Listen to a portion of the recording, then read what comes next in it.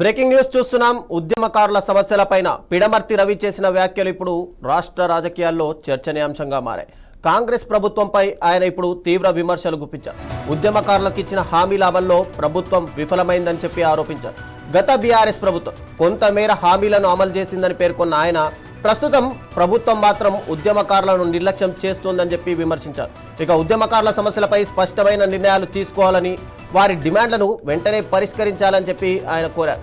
ఉద్యమకారులకు 250 గజాల స్థలం ఇవ్వాలని, అలాగే ఎమ్మెల్యే స్థాయిలో పెన్షన్ను 50,000 వరకు పెంచాలని ఆయన డిమాండ్ చేశారు. ఇతర రాష్ట్రాల్లో అమలవుతున్న పథకాలను అధ్యయనం చేసి ఇక్కడ కూడా అవే పథకాలని అమలు చేయాలని చెప్పి సూచించారు. ఇక హామీలకు సంబంధించి ఏవైనా నెరవేర్చకపోతే మరోసారి ఇక్కడ ఉద్యమం తప్పదని చెప్పి ఆయన హెచ్చరించారు. ఈ వ్యాఖ్యలతో ఉద్యమకారుల సమస్యలపైన కొంత రాజకీయ వాతావరణం వేడెక్కుతోందనే చెప్పాలి.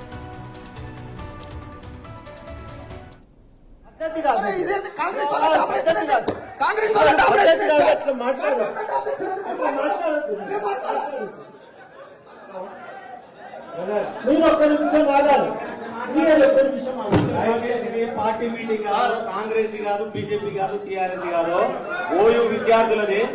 ఒక లైన్ అటు మాట్లాడుతూ ఒకరు మాట్లాడతారు, ఒకరు మాట్లాడతారు. మిత్రులారా, నా పేరు డాక్టర్ ఆర్ఎన్ శంకర్, ఏఐఎస్ఎఫ్ విద్యార్థి విభాగం నుంచి వచ్చాను.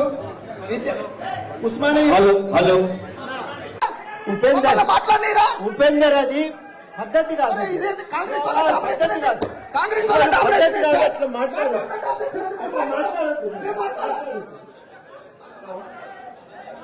మీరు ఒక్క నిమిషం వాదాలి. పార్టీ మీటింగ్ కాదు, కాంగ్రెస్ కాదు, బీజేపీ కాదు, టీఆర్ఎస్ కాదు, ఓయూ విద్యార్థులది. ఒక లైన్ అటు మాట్లాడుతూ ఒకరు మాట్లాడతారు, ఒకరు మాట్లాడతారు.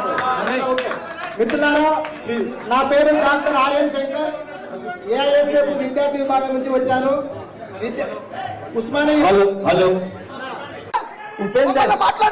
ఉపేందర్ అది పద్ధతి కాదు.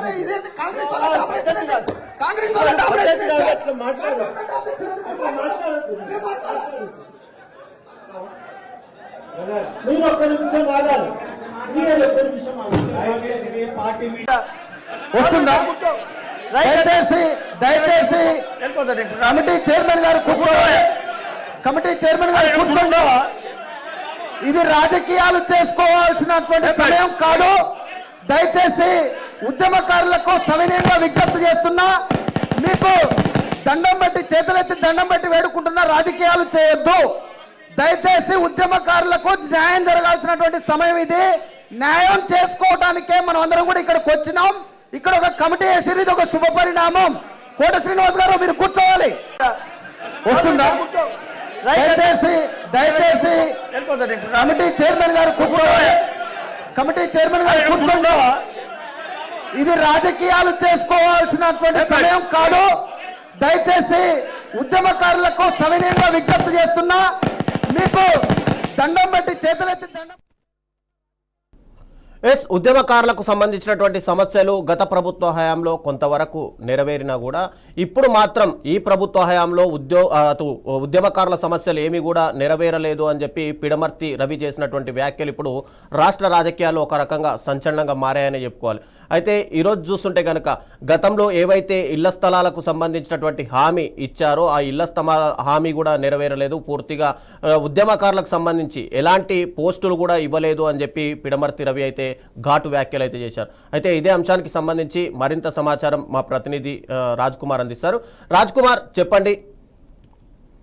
గతంలో చూసుకుంటే గనక ప్రభుత్వ హయాంలో కొంతవరకు సమస్యలు నెరవేరాయి, కానీ ఈ ప్రభుత్వ హయాంలో పూర్తిగా సమస్యల్ని గాలికి వదిలేశారు.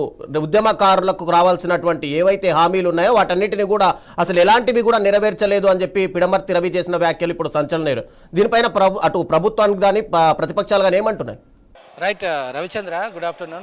ఇప్పటి వరకు మనం మాట్లాడుకున్నాం దీని మీద. ఇప్పుడు కేకే కమిటీ ఆపోజిట్ సెక్రటరీ ఆపోజిట్లో ఉన్న అమరవీరుల స్తూపం జ్యోతి దగ్గర ఈ మీటింగ్ నడుస్తూ ఉంది. గడిచిన కేకే కమిటీ సంప్రదింపులు జరుపుతూ ఉంది. తెలంగాణ ఉద్యమంలో పాల్గొన్న అందరు నేతలతో ఎలాంటి క్రైటీరియా, ఎలాంటి పథకాలు ఇవ్వాలి, ఎలా ఈ ముందు తీసుకెళ్ళాలి, ఎలా బెనిఫిట్స్ ఇవ్వాలి అనే దాని మీద కేకే ఆధ్వర్యంలో కమిటీ ఉంది. దానికి కోదండరామ్ గారు కావచ్చు, తర్వాత అద్దంకి దయాకర్, మిగతా నేతలందరూ కూడా ఉన్నారు. సో ఈరోజు ఈ ఓయూ జాగ్ స్పెషల్ మీటింగ్, ఈరోజు ఓయూ నేతలతో స్టూడెంట్ జాగ్తో ఇవాళ సపరేట్ మీటింగ్ చేశారు. దాదాపు ఒక 200-300 మంది అయితే ఈ మీటింగ్కి వచ్చారు. సో దీనిపై పార్టీలు ఒక పార్టీగా ఇంకొక పార్టీ ఆరోపణలు చేస్తున్నారు, విమర్శలు చేస్తున్నారు, తర్వాత సలహాలు సూచనలు ఇస్తున్నారు. ఖచ్చితంగా మాకు తెలంగాణ ఉద్యమంలో పాల్గొన్న స్టూడెంట్స్ అందరికీ కూడా ఎవరైతే ఉన్నారో వాళ్ళకు 250 గజాల స్థలము, 50,000 పెన్షను, తర్వాత పిల్లలకు ఉచిత విద్య, దాని తర్వాత హెల్త్ కార్డ్స్, ఇవన్నీ కూడా రకరకాల అభిప్రాయాలు అయితే వ్యక్తం అవుతున్నాయి. కొంతమంది ఆరోపణలు కూడా చేశారు, కాంగ్రెస్ పార్టీ పట్టించుకోలేదు. మాట్లాడడానికి సమావేశంలో తన వాయిస్ వినిపించిన మన నేత మానవతరాయ్ గారు అన్నారు. సార్ చెప్పండి, ఈరోజు ఈ కమిటీ ఉద్దేశం ఏంటి, అసలు ఏం జరుగుతుంది? కొంత రసభాస జరుగుతుంది, మరి ఏంటి? ఇప్పుడు గత ప్రభుత్వం ఉద్యమకారులను గుర్తించలేదు. ఆ రోజు కూడా తెలంగాణ రాష్ట్రం ఏర్పడిన తర్వాత కేసీఆర్ గారు ముఖ్యమంత్రి అయిన తర్వాత మేమందరం ఏ పార్టీలో ఉన్నప్పటికీ అందరం కూడా వారికి లేఖలు రాసినాం, వింతపత్రాలు ఇచ్చినాం. తర్వాత మంత్రులు, ఆ రోజు మంత్రులు ఎవరైతే ఉన్నారో అందరి దగ్గర కూడా పోయి గుర్తించండి. జార్ఖండ్లో గుర్తించారు, ఛత్తీస్గఢ్లో గుర్తించారు, ఉద్యమకారులకు ఆర్థిక సహాయం చేశారు. అదేవిధంగా వాళ్ళకు గుర్తింపు ఇచ్చారు, గుర్తింపు ఐడెంటిటీ కార్డ్స్ అంటే గుర్తింపు పత్రాలు ఇచ్చారు.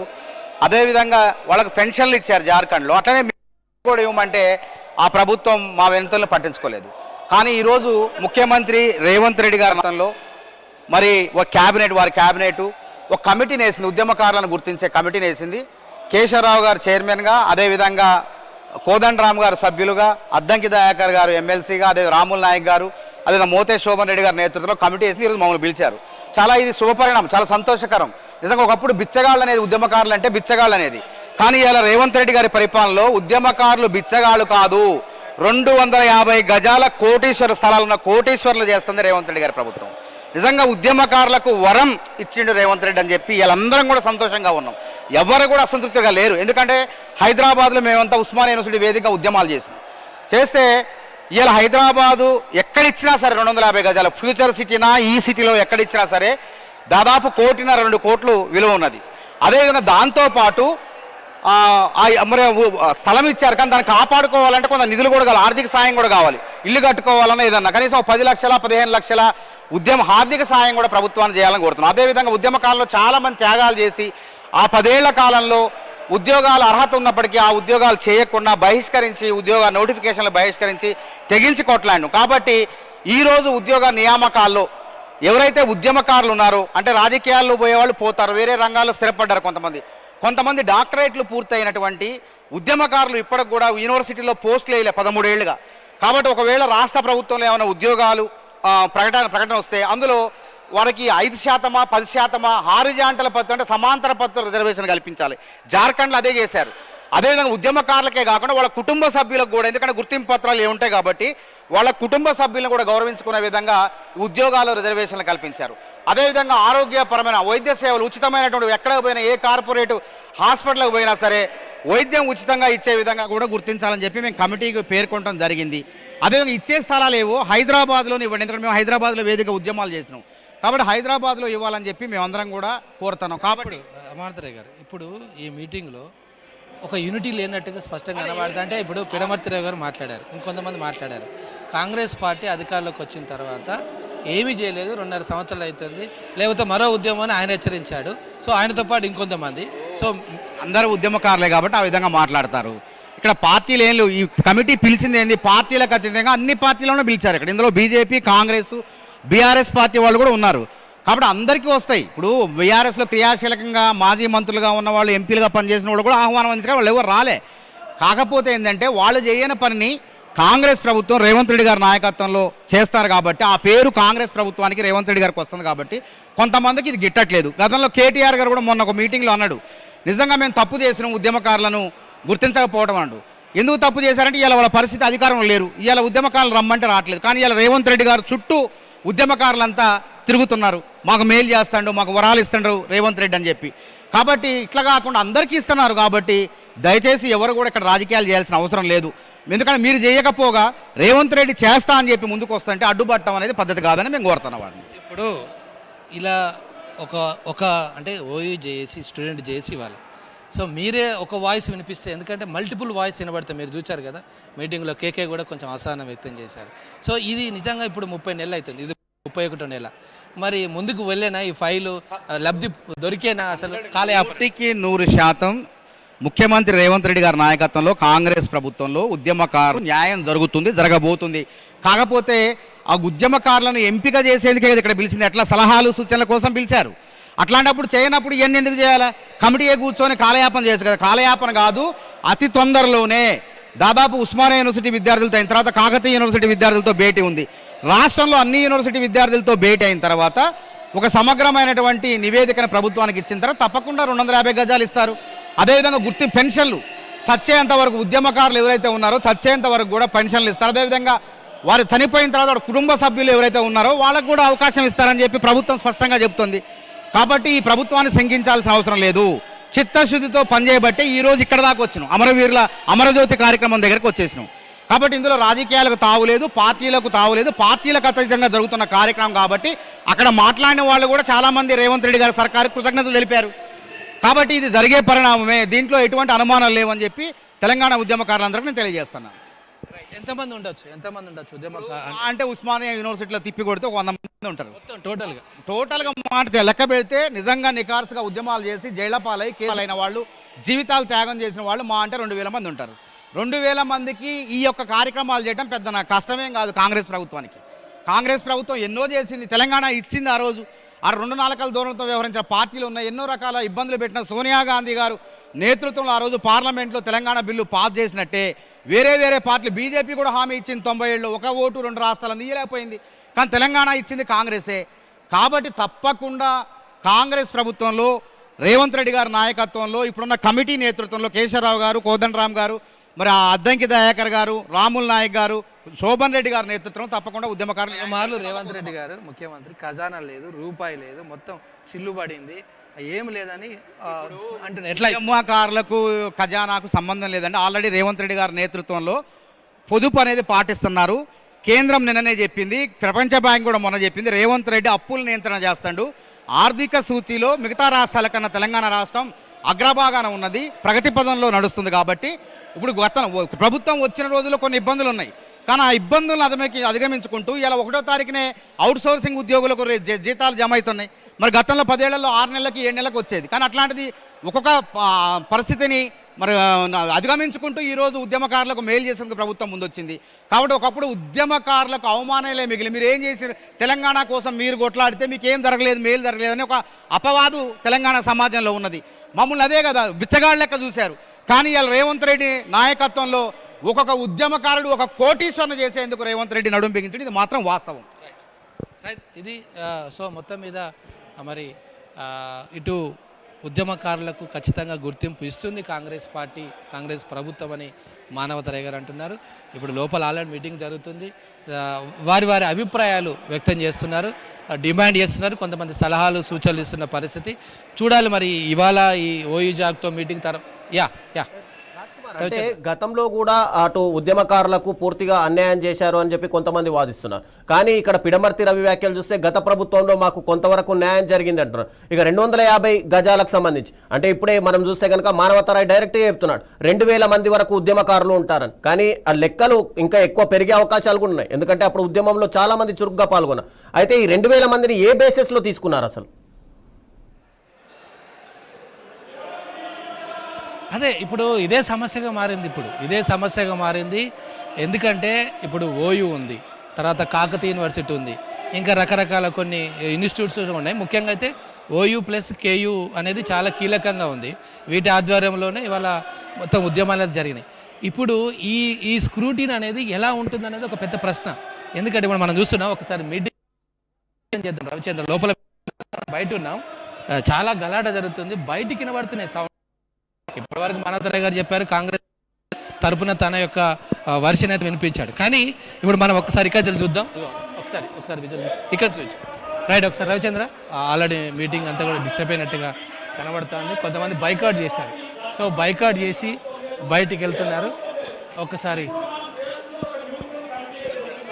సో మనం చూస్తున్నాం, ఇక చాలా డిస్టర్బెన్స్ అయితే అయింది. మీటింగ్ అంతా ఫ్రూట్ఫుల్గా అయితే లేనట్టుగా కనబడుతుంది. ఎందుకంటే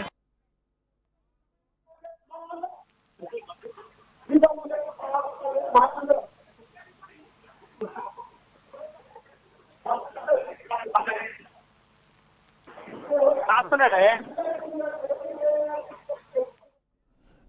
తెలంగాణ రాష్ట్రం ఏర్పడి దాదాపుగా 12.5 సంవత్సరాలు అయిపోతున్నాయి. ఇప్పటికీ కూడా ఉద్యమకారులకు సంబంధించి ఇప్పటికీ గత 10 సంవత్సరాలు అటు బీఆర్ఎస్ ప్రభుత్వము ఉద్యమకారులని వాళ్ళకి ఇవ్వాల్సినటువంటి హామీలను నెరవేర్చడంలో పూర్తిగా విఫలమైంది. ఇప్పుడున్నటువంటి కాంగ్రెస్ ప్రభుత్వం కూడా 2.5 సంవత్సరాలుగా ఇదే కాలయాపన. ఒకవైపు కమిటీలను వేస్తున్నాం, కమిటీలు తీసుకొస్తాము, కమిటీల ద్వారా న్యాయం జరుగుతుంది అని చెప్పి పదే చెబుతున్నప్పటికీ కూడా ఇప్పటికీ కూడా ఇవన్నీ కూడా కాలయాపనగా మారుతుంది అని చెప్పి మరోవైపు కొంతమంది రాజకీయ నాయకులు కూడా అభిప్రాయపడుతున్నారు. టోటల్గా చూసుకుంటే కనుక ఇప్పటికే మానవతారాయ్ మాట్లాడుతూ 2000 మంది వరకు తెలంగాణ ఉద్యమకారులు ఉన్నారు అని. కానీ గతంలో చూసుకుంటే కనుక 10 సంవత్సరాల క్రితం తెలంగాణ ఉద్యమ సమయంలో ఈ సంఖ్య ఇంకా ఎక్కువగా ఉండే అవకాశాలున్నాయి. అసలైన రాజ్ కుమార్ చెప్పండి, అసలైన ఉద్యమకారులకు ఇక్కడ పూర్తిగా అన్యాయం జరుగుతుంది అని అనిపిస్తుందా?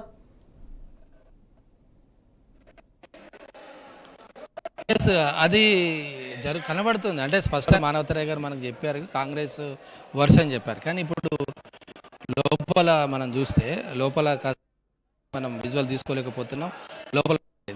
కానీ ఇక్కడ ఏమైందంటే చాలామంది డైరెక్ట్ కేకేతోనే వాగ్వాదం చేసుకుంటున్నారు. కేకేతోనే అదేంక దగ్గరతో గొడవ, డైరెక్ట్ కమిటీ ఏదైతే కూర్చుందో వీళ్ళందరూ డయాస్ దగ్గరికి వచ్చి గొడవ చేస్తున్న పరిస్థితి.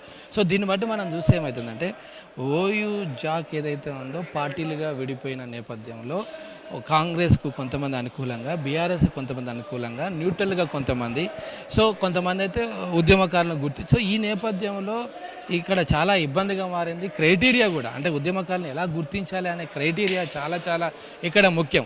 సో కేసుల జైలుకి వెళ్ళడమా, లేకపోతే దెబ్బలు తినడమా, లేకపోతే ఆస్తులు కోల్పోవడమా, ప్రాణాలు కోల్పోవడమా. కొంతమంది తమ బిడ్డల ప్రాణాలు కోల్పోయారు, వాళ్ళ కుటుంబాలకు ఏ విధంగా ఇస్తారు, ఫస్ట్ ప్రియారిటీ ఏంది, సెకండ్ ప్రియారిటీ ఏంది, అసలు స్థలం ఎవరికి ఇస్తారు, పెన్షన్ ఎవరికి ఇస్తారు, ఇదంతా ఒక కన్ఫ్యూజన్ అయితే క్రియేట్ అవుతుందని ఇక్కడ చాలామంది అంటున్నారు. సో వాస్తవానికి మీ దగ్గర ఖజానా లేదంటున్నారు, ప్రభుత్వం దగ్గర ₹1 లేదంటున్నారు.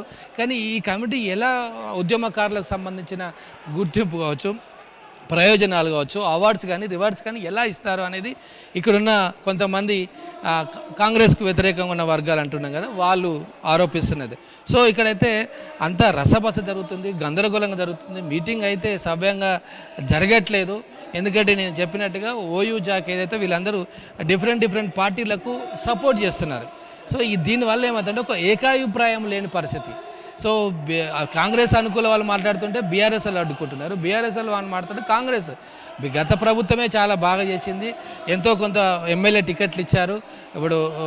ఇప్పుడు పిడమర్తి రవి మాట్లాడినట్టుగా. సో ఇప్పుడు మానవతరాయ్ లేదు కాంగ్రెస్ పార్టీ ఎంతో కొంత ఈ కమిటీ అని వేసింది. 10 ఏళ్ళ బీఆర్ఎస్ ప్రభుత్వం ఏం చేసింది, కాంగ్రెస్ అనే ఒక కమిటీ. సో ఇది ఒకరిపై ఒకరు విమర్శలు చేసుకున్నట్టుగా కనబడుతుంది. కానీ ఈ పరిస్థితి ముందుకెళ్తుందా అనేది ఒక న్యూట్రల్గా ఉన్న వాళ్ళు అనుమానం వ్యక్తం చేస్తున్నారు. పూర్తిగా అందరూ అంటే కాంగ్రెస్ పార్టీకే ఎక్కువగా ప్రియారిటీ ఇస్తున్నారు, ఇటు బీఆర్ఎస్కి పార్టీకి సంబంధించిన వాళ్లకు ప్రియారిటీ ఇవ్వలేదు, ఆ కమిటీలో చోటు కూడా సరిగా కల్పించలేదు. మరోవైపు భారతీయ జనతా పార్టీని అసలు పరిగణలోకే తీసుకోలేదు అనే ఆరోపణలు ఉన్నాయి. ఎంతవరకు చూడాలి? రైట్, అది ఇప్పుడు అదే ఆరోపణలు వస్తున్నాయి. కాంగ్రెస్ పార్టీకే కాదు, అసలు ఓయూ జేఈసీ అంటే స్టూడెంట్ యూనియన్కి సంబంధించిన వాళ్ళు అసలు ప్రాధాన్యత ఇవ్వలేదు. కాంగ్రెస్ పార్టీలకు ఎవరో ఒకటి అంటే విద్యార్థులకు కాకుండా వేరే వాళ్ళకి ఇచ్చారు. ఇప్పుడు అద్దంకి దయాకర్ నాయుడు ఆయన ప్రొఫెసర్ కోదండరామ్ ఆధ్వర్యంలో జరిగిన ఏదైతే జేఏసీ ఉందో దానికి ఆయన ఉండే, రాముల్ నాయక్ కావచ్చు మామూలుగా పాల్గొన్నాడు పార్టీ తరపున కొంత. సో ఇలా కాకుండా స్టూడెంట్స్ తరపు నుంచి ఎవరికి ఇవ్వలేదు అనేది ప్రధానమైన ఆరోపణ. దాంతోపాటు ఎలా కాంగ్రెస్ పార్టీ అధికారంలో ఉంది కాబట్టి ఇప్పుడు కొంతమంది అభిప్రాయం ఏంటంటే కాంగ్రెస్కి అనుకూలంగా ఉన్న వాళ్లకు గుర్తింపుల విషయంలో కావచ్చు, ప్రాధాన్యత ఇచ్చే విషయంలో కావచ్చు కొంత పక్షపాతం చూపెడుతున్నది మరికొంతమంది వాదన. సో ఈ విషయంలో మరి కాంగ్రెస్ పార్టీ ఇప్పుడు ఇంతమంది మనకు మానవతరాది మాట్లాడినట్టే అట్లా ఏం లేదు, ఉద్యమకారులు అందరూ ఒకటే, పార్టీలకు అతీతంగా ఇవాళ పిలిచాం మేము. కాంగ్రెస్ టీఆర్ఎస్ అని లేదు, బీజేపీ అని లేదు, అన్ని పార్టీ అనేది కాంగ్రెస్ వారి ఆరోపణ. కానీ ఇక్కడ మాత్రం గొడవ జరుగుతుంది. సో మనకు లోపలికి వెళ్ళడం ఇబ్బందిగా ఉంది, లైవ్ ఒక చాలా గొడవ జరుగుతుంది, సౌండ్ అన్ని బయటకు వినబడుతున్నాయి. అంటే ఇది ఒక ఏకాభిప్రాయంతో ఒకే మాటతో ఉండాల్సిన ఓయూ జాకి వాళ్ళు ఏమైందంటే గొడవ జరుగుతుంది. మరి ఇలాంటి సందర్భంలో తమ అభిప్రాయాలను తమ యొక్క సలహాలు సూచనలు వాళ్ళ కమిటీ కేకే ఆధ్వర్యంలో ఉన్న కమిటీ ఏ విధంగా తీసుకుంటుంది. ఒకవైపు అసహనం వ్యక్తం చేస్తున్నారు. కేకే అసహనం వ్యక్తి కేకే మీదనే వీళ్ళు అసహనం చేస్తున్న వ్యక్తి. అసలు కొంతమంది అన్నారు కేకే ఉద్యమంలో కూడా ఉన్నట్టుగా గుర్తించలేదు. కోదండరాం పేరు తీశారు, ఆ తర్వాత రాముల్ నాయక్ పేరు తీశారు, కానీ కేకే పేరు తీయలేదు. దానికి కూడా అతను కొంత అసహనం వ్యక్తం చేసి నేను వెళ్ళిపోతానన్నట్టుగా కూడా లేశాడు. నేను రాజీనామా చేశాను ఈ కమిటీకి, నాకు అవసరం లేదని చెప్పాను, చైర్మన్గా నేను ఉండనని చెప్పారు. కానీ కోదండరాం నన్ను బతిమలాడి పెట్టుకున్నాడని ఒక అసంతృప్తి, అంటే ప్రారంభంలోనే ఒక అసంతృప్తితో ఈ మీటింగ్ ప్రారంభమైంది. అంటే విభిన్న వర్గాలు, విభిన్న అభిప్రాయాలు, సో వివిధ ప్లాట్ఫామ్స్, ఇది ఏ రకంగా ముందుకెళ్తుంది అనేది ఒక పెద్ద ప్రశ్నగా మారింది. అసలు నిజంగా ఉద్యమకారుల డిమాండ్లు ఏంటి, అవి నెరవేర్చడానికి ప్రభుత్వం నిజంగా ముందుకొచ్చే అవకాశాలు కనిపిస్తున్నాయి? ఉద్యమకారుల యొక్క డిమాండ్స్ అంటే మొదటిగా 250 గజాల స్థలము ప్రభుత్వము ఇవ్వాలి. ఎందుకంటే ఎన్నికల హామీలో కాంగ్రెస్ పార్టీ ఇచ్చిన వాగ్దానం 250 గజాలు, పలు వేదికల మీద కూడా 250 గజాల స్థలం ఇస్తామని ప్రభుత్వం నుంచి వాయిస్ వచ్చింది, వాగ్దానం వచ్చింది. దాంతోపాటు పొంగులేటి కూడా ఒక వేదికను మీద నుంచి మాట్లాడాడు. చాలా మన ఔటర్ రింగ్ రోడ్ దగ్గర చాలా భూములు సమైక్య పాలనలో కబ్జా గురయ్యాయి, వీటిని తెలంగాణ ఉద్యమంలో పాల్గొన్న వ్యక్తులకు ఇచ్చే ఆలోచన ఉందని ఆయన ఒక ప్లాట్ఫామ్ మీద అన్నట్టుగా ఈరోజు వాళ్ళు కూడా డిమాండ్ చేశారు. అది ప్రభుత్వం నెరవేర్చాలి. దాంతోపాటు 50,000 రూపాయల పెన్షన్ ఏదైతే ఎమ్మెల్యేలు ఉన్నారో, పోలీసులు కూడా వచ్చారు, కొంచెం గలాట్ అయితే మనం చూస్తున్నాం. సో 50,000 పెన్షన్ ఎమ్మెల్యేలకు, వాళ్ళు రిటైర్ అయిన తర్వాత మాజీ ఎమ్మెల్యేలకు 50,000 రూపాయల పెన్షన్ ఇస్తున్నారు. మరి ఉద్యమకారులకు ఎందుకు ఇవ్వరు? సో 50,000 పెన్షన్, 250 గజాల స్థలము, దాంతోపాటు ఆ ఉద్యమంలో పాల్గొన్న పిల్లలకు ఎవరైతే ఉన్నారో వాళ్ళకు ఉచిత విద్య అంటే ఫ్రీ ఎడ్యుకేషన్, దీంతోపాటు మెడికల్ అంటే హెల్త్ కార్డ్స్ కూడా ఇవ్వాలి. ప్రభుత్వ ఉద్యోగులకు ఎట్లయితే హెల్త్ కార్డ్స్ ఉన్నాయో అది కూడా ఇవ్వాలనేది ఈ ప్రధానమైన డిమాండ్లు 4 తినబడుతున్నాయి. దీంతోపాటు ఇంకా చిన్న చితక కొన్ని డిమాండ్లు కూడా కొంతమంది తీసుకొచ్చారు. కొంతమంది మాకు ఒక 2 కోట్లు ఇవ్వాలి, 1 కోటి రూపాయలు, 2 కోట్లు డైరెక్ట్ ఆర్థిక సాయం ఇస్తే ఆ 2 కోట్లతో, 1 కోటి రూపాయలతో ఆ డబ్బులతో ఏదైనా బిజినెస్, ఎగ్జాంపుల్ ఏదైనా వ్యాపారం నడిపించుకుంటే నెల బతకడానికి అవకాశం. ఎందుకంటే కొంతమంది ఉద్యమకారులు తమ వాళ్ళ పిల్లలు పోగొట్టుకున్నారు, అమరులయ్యారు. సో ఈ అమరులైన వాళ్ళ యొక్క తల్లిదండ్రులు వృద్ధులు ఉన్నారు, ఏకాగ్గా ఉన్నారు. సో వాళ్ళకైనా ఏదైనా ఒక అమౌంట్ ప్రభుత్వం తరపు నుంచి లోన్స్ ఉన్నాయి కదా, కార్పొరేషన్ కావచ్చు, ఫుల్ 100% సబ్సిడీతో ఒక ఆర్థిక సాయం చేస్తే ఆ అమౌంట్తో ఒక వ్యాపారం ఏదైనా పెట్టుకుంటే వాళ్ళు జీవితాంతం ఎవరి మీద ఆధారపడకుండా బతకొచ్చు అనేది మరికొంతమంది ఇవాళ సలహా ఇచ్చారు. సార్ ఇలా డిఫరెంట్ ఒపీనియన్స్ అని వస్తున్నాయి రవిచంద్ర. కానీ ఈ కమిటీ మరి ప్రభుత్వానికి నివేదిక ఇవ్వాలి, అది ఎప్పుడు ఇస్తుందో తెలియదు. ఇంకా చాలామంది ఇప్పుడు ఇది ఓయూ జాక్, కేయూ జాక్తో మాట్లాడాలి, తర్వాత జర్నలిస్టులతో మాట్లాడాలి, ఆ తర్వాత డిఫరెంట్ కుల సంఘాలు, ఇప్పుడు ఆర్టీసీ పాల్గొంది, ఎలక్ట్రిసిటీ పాల్గొన్నారు, ఇంకా చాలా ఉద్యమంలో చాలా రకాల విభాగాలు పాల్గొన్నాయి, కుల సంఘాలు పాల్గొన్నాయి. మరి దీంట్లో ఎప్పుడు ఈ అభిప్రాయాలు తీసుకుంటారు, ఈ నివేదిక ప్రభుత్వానికి ఎప్పుడు ఇస్తారు, ఇది నిజంగా వీళ్ళకి ఎప్పుడు బెనిఫిట్స్ వస్తాయి అనేది ఒక పెద్ద ప్రశ్నగా మారిందని చాలామంది ఇక్కడ అసహనం వ్యక్తం చేస్తున్నారు. ఇది కాలయాపన చేస్తున్నారు, 31 నెలలు అయింది, ఇంకెప్పుడు గుర్తించేది, ఇంకెప్పుడు మాకు ప్రయోజనాలు ఇచ్చేది అనేది కొంతమంది ఇక్కడ అసంతృప్తి ఆరోపణలు చేస్తున్నారు. కాంగ్రెస్ పార్టీ నుంచి కొంతమంది వర్షన్ అయితే లేదు, బీఆర్ఎస్ కమిటీ వేసింది, మేము ముందుకెళ్తున్నాం, ఖచ్చితంగా మాకు చిత్తశుద్ధి అనేది వాళ్ళ వర్షన్. ఇప్పుడు కేకే కమిటీ కొంతమంది పేర్లని ఉద్యమకారులుగా తీసుకునే అవకాశాలు ఉన్నాయి. కాకపోతే దాంట్లో మరోవైపు భారతీయ జనతా పార్టీ కూడా మా వైపు నుంచి ఉద్యమకారులు అని కొంతమంది లిస్టు తీసుకొస్తారు. తర్వాత బీఆర్ఎస్ నుంచి కానీ అటు వేరేతర పార్టీల నుంచి కూడా మా ఉద్యమకారులు అని చెప్పి లిస్టు తెస్తే దీన్ని ఎలా స్క్రూటినీ చేస్తారు? అసలు ఎంతవరకు దీన్ని పాసిబుల్ అవుతుంది? ఎందుకంటే ఇప్పుడు పెన్షన్, నెలవారీ పెన్షన్ ఇమ్మంటున్నారు. నెలవారీ పెన్షన్గా చూసుకుంటే కనుక లక్షల్లో ఉద్యమకారులు బయటపడే అవకాశం ఉంది. ప్రతి కుటుంబానికి కూడా పెన్షన్ వచ్చే అవకాశాలు కనిపిస్తున్నాయి. ప్రతి కుటుంబానికి కూడా ఒక 250 గజాల స్థలం ఇవ్వాల్సి ఉంటుంది. ఇలా ఎంతమందికి అని చెప్పి ప్రభుత్వం ఇచ్చే అవకాశాలు ఉంటాయి? రైట్, అదే సమస్య రవిచంద్ర. ఇది ఒక తేనెతెట్టు లాంటిది. ఇప్పుడు ఒక్కసారి కదిలితే మొత్తం తేనెటీగలన్నీ మీద పడ్డట్టుగా ప్రభుత్వానికి నిజంగా ఇది పెద్ద ప్రశ్నే. అందుకే ప్రభుత్వం ఏం చేసిందంటే ఒక కేకే ఆధ్వర్యంలో దానికి ఒక కమిటీ వేశారు. దాంట్లో వివిధ పార్టీలు, విద్యావంతులు వీళ్ళందరూ ఉన్నారు. సో వీళ్ళు దీన్ని స్క్రూటినీ చేయాలి. ఎలా దీన్ని ఎవరిని గుర్తించాలి? నిజంగా పెద్ద ప్రశ్న. మీరు అన్నట్టుగా వేలాది మంది, లక్షలాది మంది పాల్గొన్నారు. కానీ అదే ముందు చెప్పినట్టుగా కేసులు, ఎఫ్ఐఆర్ఎస్ అయినాయి కొంతమంది మీద, కొంతమంది జైలుకి వెళ్ళారు. జైల్లోకి వెళ్ళారు, కొంతమంది దెబ్బలు తిన్నారు, కొంతమంది గాయాలయ్యాయి, కొంతమంది శాశ్వతంగా తమ ప్రాణాలనే కోల్పోయారు, అమరులయ్యారు. సో ఈ ప్రియారిటీ అమరులైన వాళ్ళకు మొదటి ప్రయాణిస్తారా, కేసులైన వాళ్ళకి ఇస్తారా, జైలుకి వెళ్ళిన వాళ్ళకి ఇస్తారా అనేది ఈ కమిటీ అనేది ఇప్పుడు ఇదే, ఈ కమిటీ యొక్క పనే అది. ఈ కమిటీ పేరే తెలంగాణ ఉద్యమకారుల గుర్తింపు కమిటీ. సో నిజంగా ఇది పెద్ద ప్రశ్నే. సముద్రంలోకి వెళ్ళి ఏదో తీసినట్టుగా, ఎడారిలోకి వెళ్ళి నూనె తీసినట్టుగా ఉంది ఈ ప్రయత్నం అయితే. కానీ మరి దీంట్లో ఎంతవరకు ఫలప్రయితం అవుతారు, ఎంతవరకు ఇది సక్సెస్ అవుతుంది, మరి ఇది పార్టీలకు అతీతంగా అంటారు. కానీ ఈ గుర్తింపు విషయంలో కొంచెం కాంగ్రెస్ పార్టీ అధికార పార్టీ వైపు వెళ్తుందా? అలాంటప్పుడు వీళ్ళు ఆల్రెడీ అల్టిమేట్ ఇచ్చారు, ఇప్పుడే వార్నింగ్ ఇచ్చారు కొంతమంది. కాంగ్రెస్ పార్టీ లేదా ప్రభుత్వం కనుక త్వరగా నిర్ణయం తీసుకోకపోతే మరో ఉద్యమానికి శ్రీకారం చుడతామని వార్నింగ్ కూడా ఇచ్చిన పరిస్థితి. సో మరి మళ్ళీ ఓయూజీకు మళ్ళీ ముక్కలైపోయి, ఒకటి కాంగ్రెస్ ఓయూజాక్, ఇంకోటి బీఆర్ఎస్ ఓయూజాక్, ఒకటి బీజేపీ ఓయూజాక్, ఒకటి కుల సంఘాలు, మళ్ళీ కుల సంఘాల్లో 10-15 ఉన్నాయి, ఎస్టీ ఎస్సీ బీసీ, మళ్ళీ బీసీలో 10 రకాలు ఉన్నాయి. సో ఇలా ముక్కలు అయిపోయి ఇలా చేస్తే ఏమవుతుందంటే ఉద్యమానికి ఇప్పుడు ఈ పనికి దెబ్బ పడుతుంది. ఎందుకంటే కరెక్ట్గా ఎవరైతే లబ్ధిదారులు ఉన్నారో, ఎవరైతే ఉద్యమంలో పాల్గొన్నారో ఆ బెనిఫిషియర్స్ ఏదైతే ఉందో వాళ్ళకి సరిగా గుర్తించలేని పరిస్థితి. కాబట్టి ఇది కొంచెం క్లిష్టతరమైన పని. ఈ క్లిష్టతరమైన పనిని మరి ప్రభుత్వం ఏ రకంగా సాల్వ్ చేస్తుంది, ఏ రకంగా తీస్తుంది? ఎందుకంటే కొంతమందికి ఇచ్చి కొంతమందికి ఇవ్వకపోతే వాళ్ళు రోడ్డు మీదకి వచ్చి మళ్ళీ ధర్నాలు చేస్తారు. కాబట్టి దీని మీద చాలా తెలివిగా, లేకపోతే చాలా జాగ్రత్తగా అధ్యయనం చేయాలి. అధ్యయనం చేసి దీన్ని గుర్తించాలి, ఆ బెనిఫిషియరీ ఇవ్వాలనేది అయితే కోరుతున్నారు.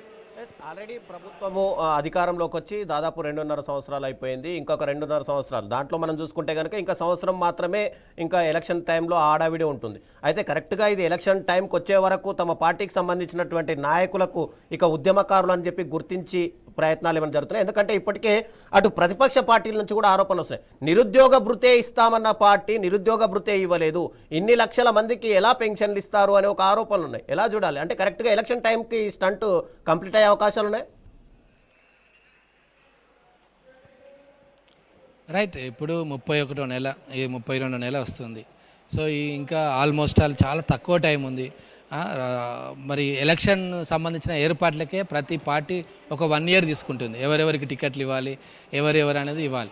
సో ఇప్పుడు దీనికి సంబంధించింది రవిచంద్ర, మరి ఎలక్షన్ ముందు హడావుడికి, ఎందుకంటే 2.5 సంవత్సరాలు అయిపోయింది, 30 నెలలకు వచ్చిందంటే ఆల్రెడీ ఎప్పుడో చేసేస్తే దీంట్లో కొన్ని సర్దుబాట్లు ఉంటాయి, దీంట్లో కొన్ని ఆరోపణలు ఉంటాయి, కొన్ని విమర్శలు ఉంటాయి. ఇంకా మాది రాలే, మా పేరు రాలే అని కొంతమంది ఉంటుంది.